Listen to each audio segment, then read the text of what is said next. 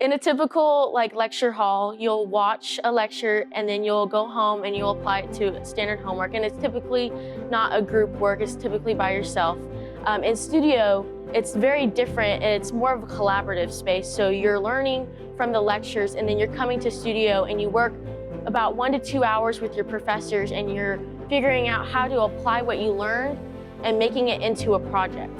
For landscape architecture, unlike architecture, we have one studio per year. So first year, second year, third year, there's only one studio. So those studios typically range between 30 to 40 people. I would say we're very close-knit with each other. It definitely feels like a family. We're all working towards the goal of becoming landscape architects. We just all have different ways of getting there, different ideas of what landscape architecture looks to us. So it's really taking each of our ideas, collaborating, learning from others. You're not just learning from your teachers, you're learning from peers that have different experiences, different ideas of what that looks like. And it's just a really great way to enhance your education, not only through those lectures, but also through those studio classes.